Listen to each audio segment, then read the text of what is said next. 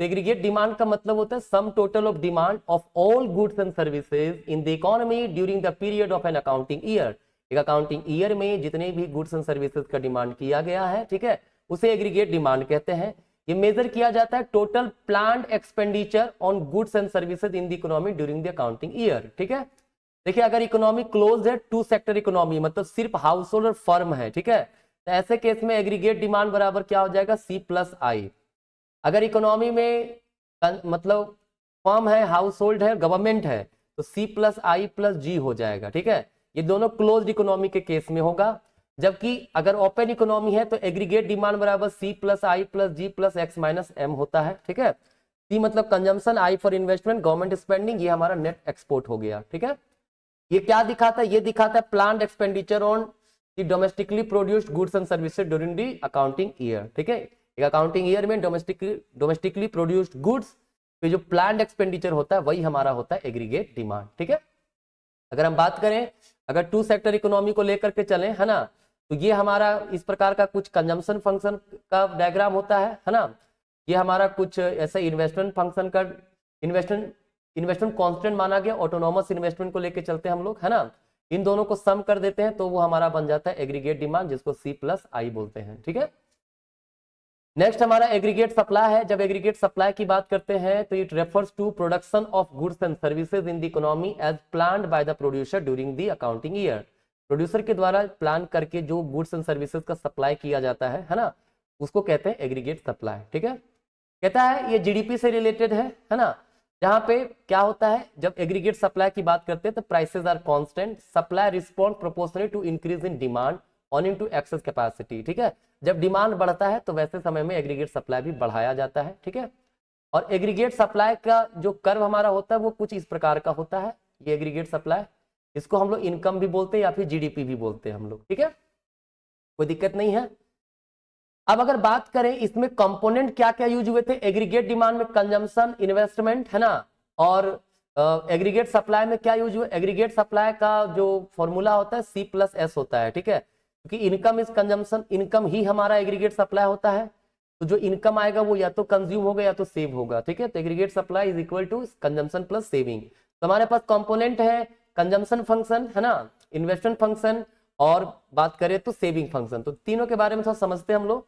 देखिए consumption function की जब भी बात करेंगे तो ये रिलेशन बताता है किसके बीच में, कंजम्पशन और इनकम के बीच में। मतलब consumption is the function of income, ठीक है।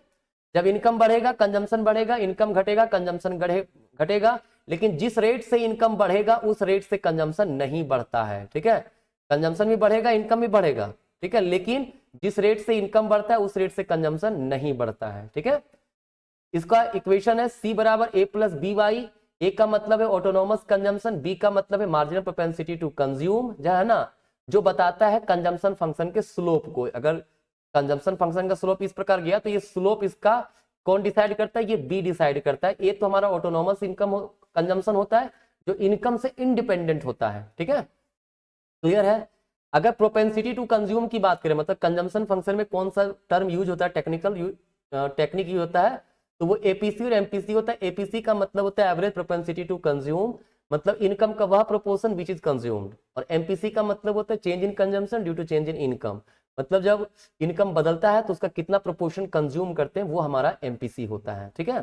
जैसे हमारे पास ये कंजम्पशन फंक्शन है, अगर इस इनकम लेवल पे हम लोग बात कर रहे हैं कि कितना एपीसी है, तो एपीसी क्या होगा, कंजम्पशन कितना हो रहा है, ओसी हो रहा है, इनकम कितना है, ओवाई हो रहा है, ये हमारा एपीसी हो गया, ठीक है। मतलब इतना इनकम का इतना पार्ट क्या हो रहा है, कंज्यूम हो रहा है, ठीक है। अब अगर इनकम वाई से बढ़ के वाई1 हो गया, कंजम्पशन बढ़ के सी से सी1 हो गया, तो एमपीसी क्या होगा, एमपीसी का मतलब चेंज इन कंजम्पशन मतलब सी सी1, और चेंज इन इनकम होता है डिवाइड मतलब वाई वाई1, ठीक है। ये हमारा एमपीसी होगा, क्लियर। एमपीसी का वैल्यू जो हमेशा होगा वो 0 और 1 के बीच में रहेगा, ठीक है। किसके बीच में रहेगा, 0 से 1 के बीच में ही रहेगा। एक्सट्रीम क्या हो सकता है, 1 हो सकता है एक्सट्रीम, मतलब इनकम में जितना चेंजेस हुआ सारा का सारा कंजम्पशन में कंजम्पशन कर दिए तो हमारा वैल्यू 1 आ जाएगा, ठीक है। और अगर इनकम में चेंजेस हुआ, कंजम्पशन में कोई चेंजेस नहीं हुआ तो वैल्यू 0 हो जाएगा, क्लियर। चलिए तो नेक्स्ट आगे बढ़ते हैं। नेक्स्ट हमारे पास सेविंग फंक्शन है। सेविंग फंक्शन भी रिलेशन बताता है सेविंग और इनकम के बीच में, ठीक है। देखिए इनकम बराबर होता है कंजम्पशन प्लस सेविंग, है ना। तो सेविंग बराबर क्या हो जाएगा, इनकम माइनस कंजम्पशन होगा।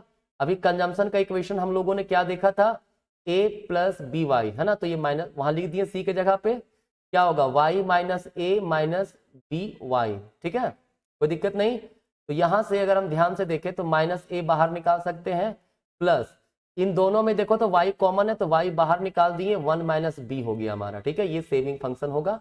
क्लियर है? तो ये दिखा रहा है, ये निगेटिव दिखा रहा है, मतलब कह रहा है कि जो हमारा सेविंग फंक्शन होगा वो निगेटिव से जा सकता है, निगेटिव से जाता है। निगेटिव जब इनकम हमारा शुरुआत में 0 है, अगर उस समय भी कंजम्पशन कर रहे हैं तो ऑब्वियस सी बात है सेविंग निगेटिव होगा।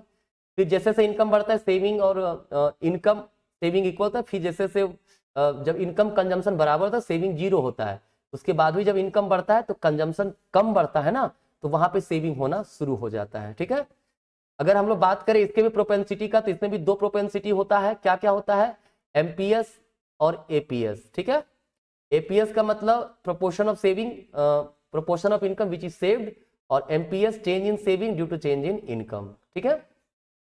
2 रिलेशन याद रखिएगा कंजम्पशन और सेविंग के प्रोपेंसिटी पे, क्या, एपीसी प्लस एपीएस हमेशा बराबर 1 होता है और एमपीसी प्लस एमपीएस हमेशा 1 होता है। ऐसा क्यों, मैंने कहा ना इनकम बराबर सी प्लस एस होता है, तो दोनों तरफ वाई डिवाइड कर दीजिए, क्या होगा 1 बराबर सी बटा वाई प्लस एस बटा वाई, ठीक है, दैट इज 1 बराबर एपीसी प्लस इधर क्या हो गया एपीएस। क्लियर है ना। वहीं अगर फिर से ले लें y बराबर सी प्लस एस, दोनों तरफ इसको ऐसे भी लिख सकते हैं, चेंज इन y बराबर change in consumption plus change in saving, है ना। दोनों तरफ डेल्टा y से डिवाइड कर दीजिए तो इधर 1 बचेगा, इधर क्या बचेगा, delta c by delta y plus delta s by delta y, ठीक है, जो क्या होगा 1 बराबर ये क्या है एमपीसी प्लस एमपीएस, है ना, कोई दिक्कत नहीं है। चलिए अब इसके आगे आता है इन्वेस्टमेंट फंक्शन। इसके आगे क्या आता है, हम लोग अगर बात करेंगे थोड़ा सा इन्वेस्टमेंट फंक्शन के बारे में, वो क्या होता है थोड़ा समझिएगा, है ना। वो अगर हम इन्वेस्टमेंट फंक्शन की बात करें, क्लियर, तो इन्वेस्टमेंट फंक्शन जो होता है वो क्या होता है भाई, इन्वेस्टमेंट का मतलब होता है चेंज इन स्टॉक। मैंने बताया था जो एग्जिस्टिंग स्टॉक में जो चेंजेस होता है, एडिंग होता है, एडिशन होता है, उसको बोलते हैं इन्वेस्टमेंट, ठीक है। जैसे न्यू मशीन्स का खरीदना, बिल्डिंग बनाना, ठीक है, ये सारी चीजें, ये हमारा क्या कहलाएगा इन्वेस्टमेंट, ठीक है। इन्वेस्टमेंट 2 प्रकार के होते हैं, एक होता है ऑटोनोमस, ऑटोनोमस इन्वेस्टमेंट, और एक होता है induced investment, induced investment. Autonomous investment का मतलब होता है जब आपका इन्वेस्टमेंट इंडिपेंडेंट हो फ्रॉम लेवल ऑफ इनकम, ठीक है। वहीं इंड्यूस्ड इन्वेस्टमेंट जो होता है वो क्या होता है, कुछ इस प्रकार का जाएगा, which is related to level of income. Level of income बढ़ेगा तो इन्वेस्टमेंट बढ़ेगा। ये बेसिकली प्राइवेट सेक्टर से प्रॉफिट मोटिवेटेड होता है, ये है ना। ऑटोनोमस इन्वेस्टमेंट गवर्नमेंट सेक्टर ज्यादातर करता है, जो कि वेलफेयर ओरिएंटेड होता है, ठीक है। इन्वेस्टमेंट 2 चीजों पर निर्भर करता है, एमईसी और एक होता है ROI, है ना। एमईसी का मतलब होता है expected rate of return from the investment. जब आप एक एडिशनल यूनिट ऑफ इन्वेस्टमेंट करते हैं तो उसके कारण क्या रिटर्न आप एक्सपेक्ट करते हैं, ठीक है। और ROI होता है रेट ऑफ इंटरेस्ट। क्लियर।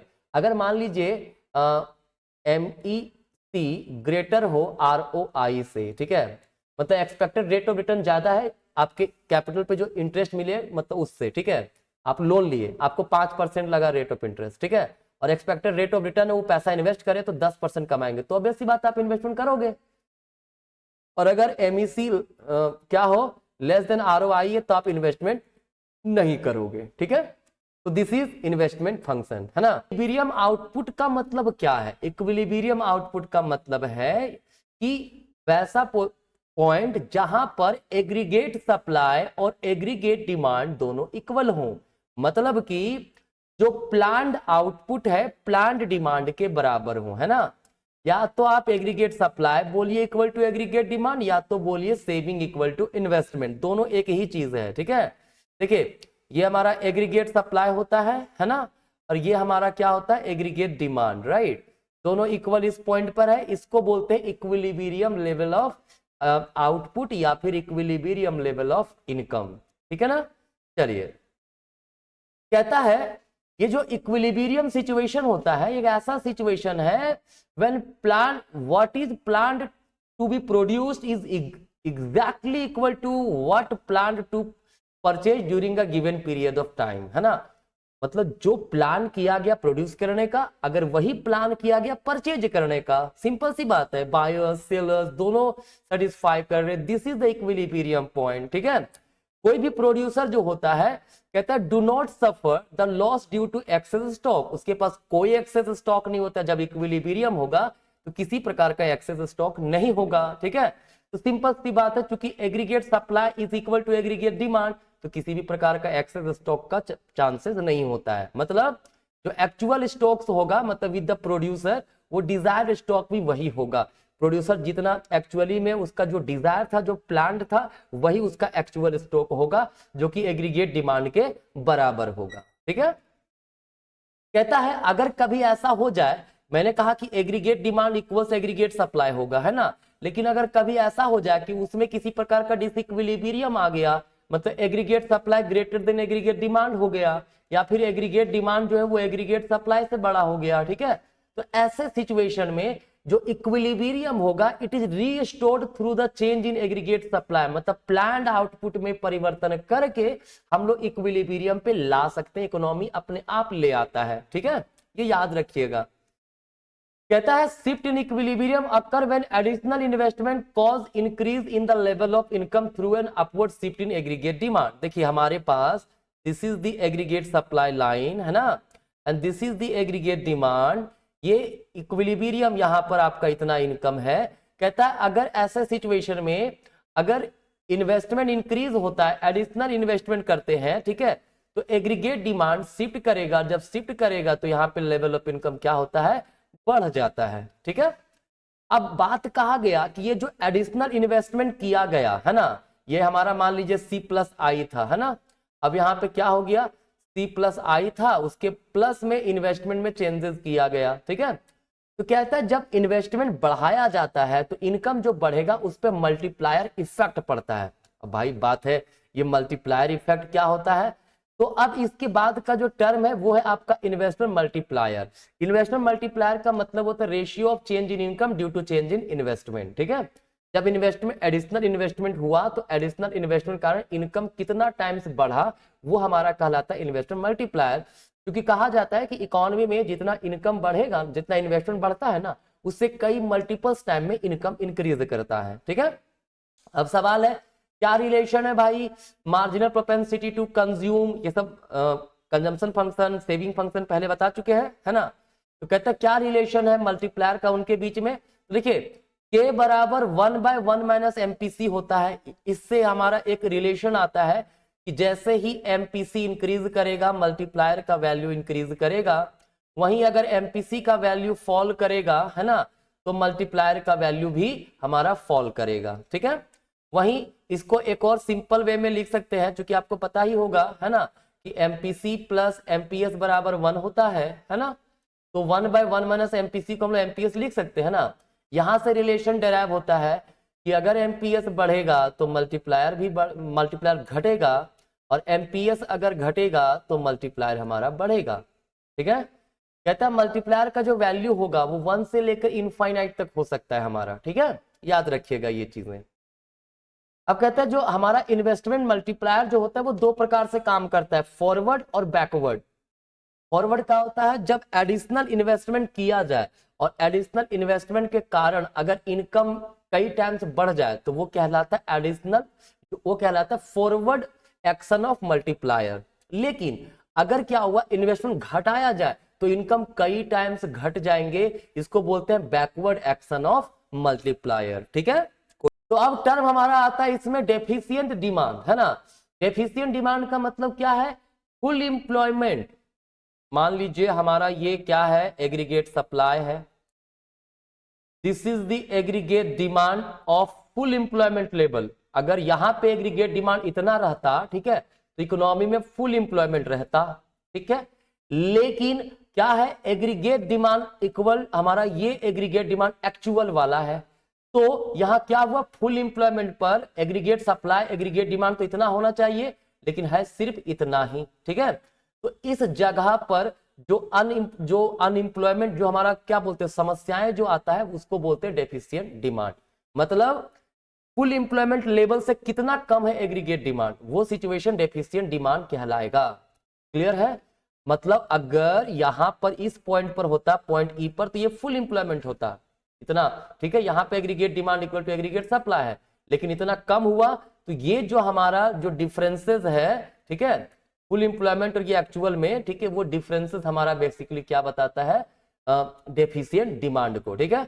और डेफिशिएंट डिमांड जो होता है उसके कारण डिफ्लेशनरी गैप आता है। डिफ्लेशनरी गैप का मतलब क्या होता है, difference between aggregate demand at full employment level. Full employment पे एग्रीगेट डिमांड कितना है, देखिए तो फुल एम्प्लॉयमेंट पे एग्रीगेट डिमांड इतना है, लेकिन एक्चुअल में अभी हो कितना है, इतना ही है। तो ये जो गैप है वो हमारा क्या कहलाएगा, डिफ्लेशनरी गैप, ठीक है। क्या कॉजेज आते हैं डिफ्लेशनरी गैप के, डिफ्लेशनरी, देखिए डेफिशिएंट डिमांड का मतलब डिमांड कम है ना, क्या रीजन हो सकता है, लोग अगर कंजम्पशन पे खर्च कम कर दिए, इन्वेस्टमेंट में कमी हो गया, सरकार खर्च नहीं कर रही है, हम लोग एक्सपोर्ट कर नहीं पा रहे, जिसके कारण इनकम आ नहीं रहा, डिमांड नहीं कर रहे हैं, उल्टा हम लोग इंपोर्ट बढ़ा दिए हो, या सरकार टैक्स राइज कर दिया हो, ये सब सिचुएशन में डिफ्लेशनरी गैप आ सकता है, ठीक है। कॉन्सिक्वेंसेस क्या आता है, डिफ्लेशन और अंडर एम्प्लॉयमेंट का सिचुएशन डेफिशिएंट डिमांड के सिचुएशन में आएगा। देखिए डेफिशिएंट डिमांड की कमी है ना, तो जब डिमांड की कमी रहेगी, ठीक है, तो हर प्रोड्यूसर चाहेगा अपना प्रोडक्ट को बेचना, तो क्या करेगा, उसके लिए रेट वो घटा देगा, डिफ्लेशन का दौर आ जाएगा। और जब डेफिशिएंट डिमांड है, डिमांड कम हो रहा है, तो ऑब्वियस सी बात है प्रोड्यूसर धीरे धीरे प्रोडक्शन में कमी भी करेगा, और जब प्रोडक्शन में कमी करेगा तो कुछ लेबर को हटाएगा, तो अनएम्प्लॉयमेंट भी क्रिएट हो जाएगा ना, ठीक है। तो ये डेफिशिएंट डिमांड का कॉन्सिक्वेंसेस है। नेक्स्ट है एक्सेस डिमांड। देखिए हमारे पास ये एग्रीगेट सप्लाई है ना, and this is the aggregate demand of full employment level, ठीक है। और क्या हुआ, एक्चुअल में एग्रीगेट डिमांड इतना हो, बहुत ज्यादा है, ठीक है, तो फुल एम्प्लॉयमेंट तो यहाँ पे आ गया है हमारा, है ना।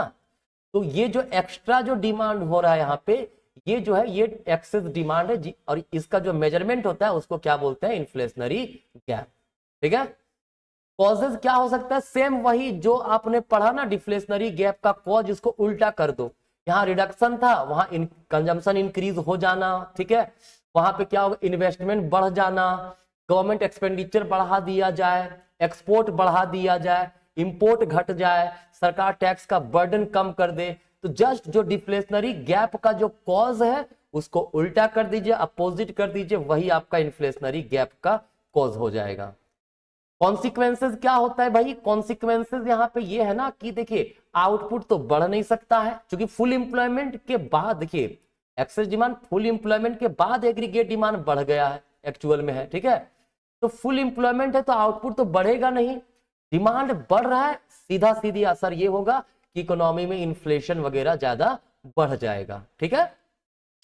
तो भाई इसको करेक्ट करने का क्या कोई तरीका नहीं है, बिल्कुल तरीका है, हमारे पास फिजिकल पॉलिसी है और मॉनेटरी पॉलिसी है। फिजिकल पॉलिसी क्या होता है, गवर्नमेंट जो पॉलिसी अपनाता है टू करेक्ट एक्सेस और डेफिशिएंट डिमांड, उसको बोलेंगे फिजिकल पॉलिसी, है ना। गवर्नमेंट का व्यू रहता है कि जो ग्रोथ हो, ग्रोथ विद स्टेबिलिटी हो, और इसके लिए जो गवर्नमेंट पॉलिसी अपनाएगी वो फिजिकल पॉलिसी होगा। कैसे कर सकता है, कहता है गवर्नमेंट एक्सपेंडिचर एक तरीका होता है, ये अगर डेफिशिएंट डिमांड है तो इसको इंक्रीज कर दिया जाएगा, अगर एक्सेस डिमांड है तो सरकार खर्चा घटा देगी ताकि लोगों के पास पैसा घटे और एक्सेस डिमांड का प्रॉब्लम दूर हो जाए, है ना। टैक्सेस हमारा एक तरीका होता है, कहता है अगर डेफिशिएंट डिमांड है मतलब लोग डिमांड कर नहीं रहे, कम डिमांड करे तो सरकार टैक्स का बर्डन कम कर देगा, वहीं अगर एक्सेस डिमांड है, अधिक से अधिक डिमांड है तो सरकार टैक्स बढ़ा देगा।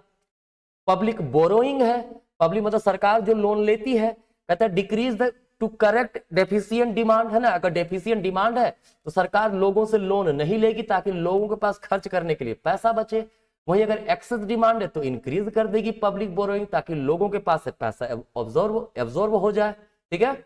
फिर बोरोइंग फ्रॉम आरबीआई, कहता सरकार अगर डेफिशिएंट डिमांड देख रहा है तो आरबीआई से बोरो करेगा पैसा, लोगों पे खर्चा करेगा, तो डेफिशिएंट डिमांड दूर हो जाएगा। वहीं एक्सेस डिमांड है तो सरकार बोरो नहीं करेगी, है ना। तो ये फिजिकल पॉलिसी के तरीके हुए जिसके द्वारा एक्सेस और डेफिशिएंट डिमांड को दूर किया जा सकता है।